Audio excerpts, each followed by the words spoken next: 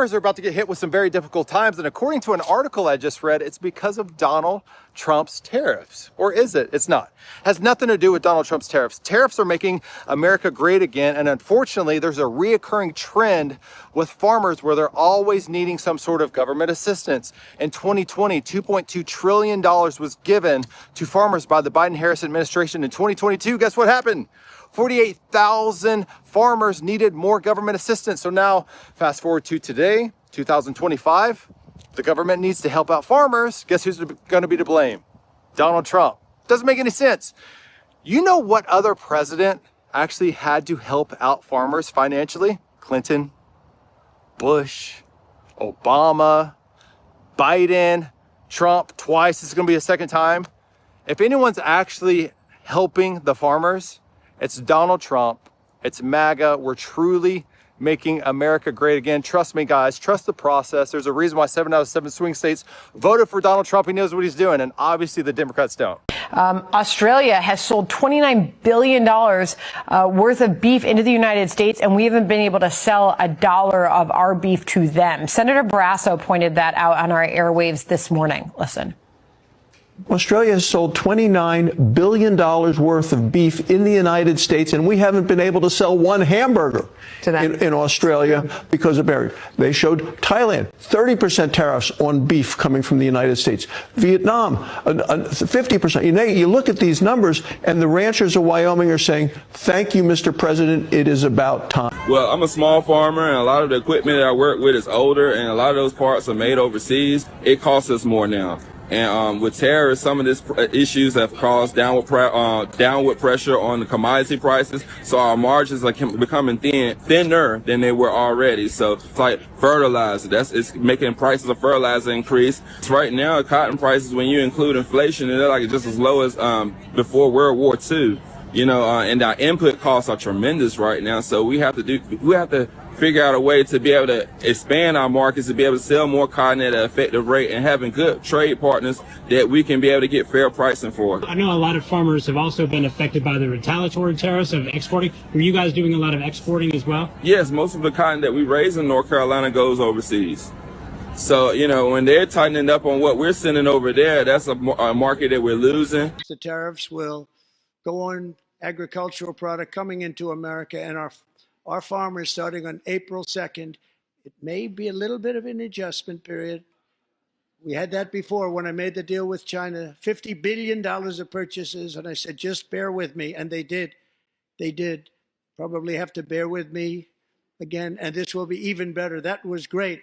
The problem with it was that Biden didn't enforce it. He didn't enforce it. $50 billion of purchases, and we were doing great, but Biden did not enforce it. And it hurt our farmers, but our farmers are going to have a field day right now. So to our farmers, have a lot of fun. I love you too. I love you too. With these new tariffs that we have for products from China, who's going to pay for it? And so many people keep saying, well, the consumer is going to pay for it. The consumer is going to pay for it. And in this case, this is an example of how the consumer isn't going to pay for this cost. This bag right here, it comes from China. It's 25% more costly today than it was 2 weeks ago. And you, as the consumer, aren't going to pay that extra cost. And why? Because the supply and demand of the market means that today there's all the onions that you, as the consumers, need. We have low onion prices, and we can't raise our prices. So we, as farmers, are absorbing the additional cost when it comes to our bags. When it comes to other inputs, other things that we might be paying for, if it's metal or fertilizer or everything else for that matter, we're going to be paying for it because we cannot raise our prices. Now, someday in the future, maybe we'll be able to increase those prices and recapture it. But right now, when we need the money to operate, we can't ask for it because there's too many onions, and that's just the fact of the matter. So tariffs don't immediately get passed to you as the consumer. They'll get to you eventually, but right now, me and my family, we as farmers are absorbing the cost of the tariffs. Do you find a lot of farmers around here agree with you, or are they fans of Trump?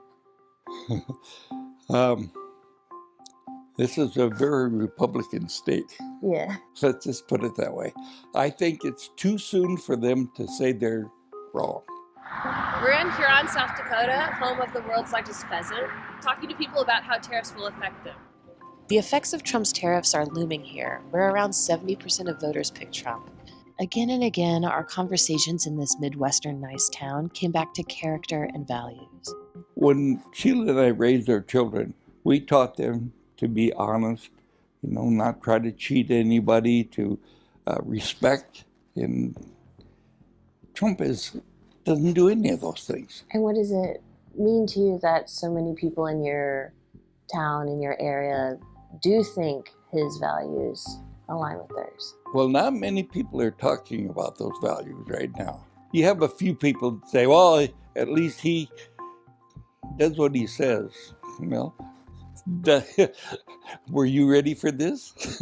We just want to work, sell our crop, and have a decent life like everybody else. But if they would just leave it alone. This trade war is going to impact literally every corner of the country. Some of those who are most uncertain about what this is going to mean is those in agriculture and farming. Like here, corn and soybean farmers and pork producers. Where does this trade war end? I don't know where it ends. I hope it ends soon. What is your message to the Trump administration? Just stay out of it.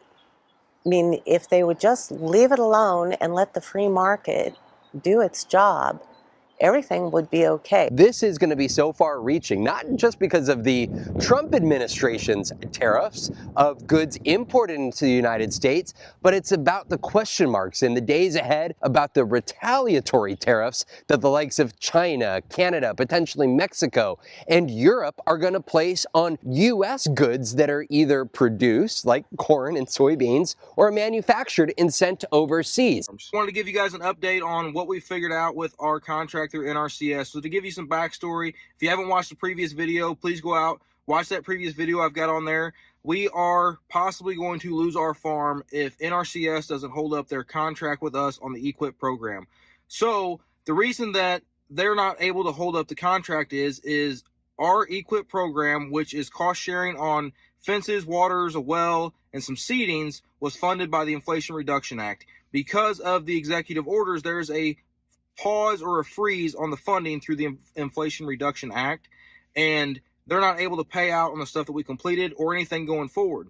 But the issue I have is I've already done a bunch of the work, already paid for the material, already paid for the labor, so I'm out all that cost, and I use my farm operating expenses in order to do those projects, because per contract, I knew that I was going to get cost sharing refunds on the stuff once completed, but now that it's completed, they're saying that they're unable to provide the funds because of the freeze on the Inflation Reduction Act funds.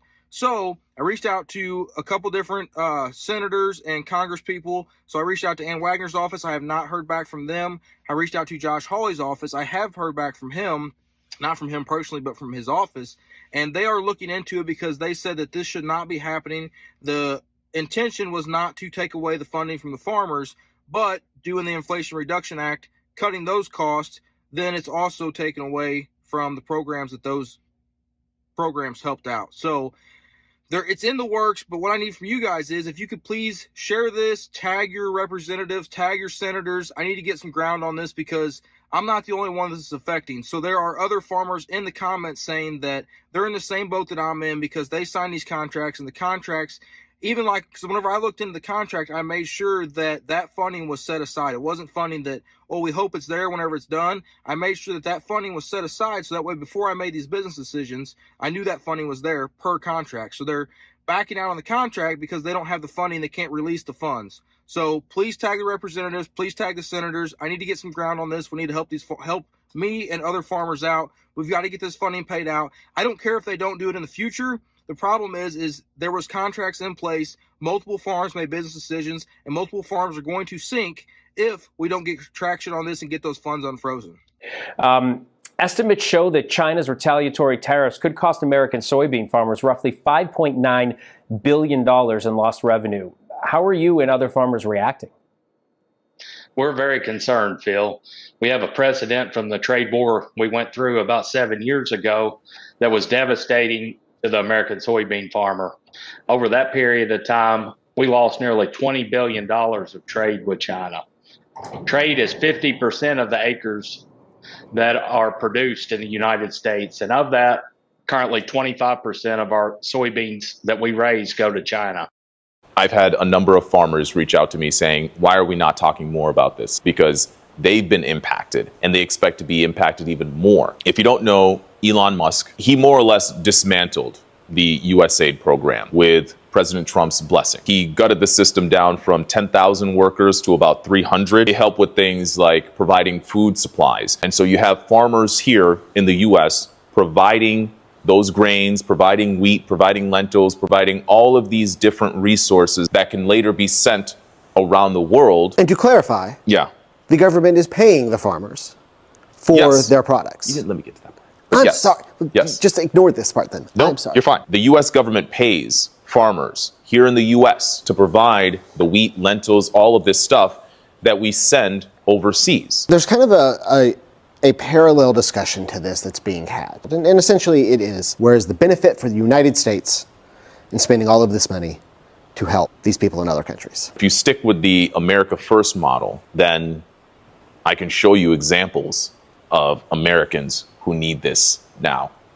They're called farmers. I mean, what's to say that the farmers won't pass on the costs to consumers? These concerns are being brought to us by everyday Tennesseans, everyday Americans, people who say that they need answers. There are farmers in Tennessee who are asking, why am I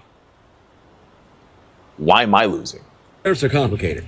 Chances are that unless consumer demand just vanishes, we'll be okay. And it's unlikely that consumer demand is going to vanish where we are because we're in the DC area, Baltimore area, Richmond area, Charlottesville area. Those places are relatively insulated, not immune, from certain types of economic shocks. Now, the reason I say it's complicated is this. The immediate effect of the tariffs is that three important things we call parts, plastic, and paper, the cost of that is going to go way up. And that's one of our biggest expenses. So all that stuff is going to be tariffed, and like that's going to cause a certain aspect to go up. However, when you see a looming economic recession, which is almost certainly coming, what you'll notice is that energy futures are way down.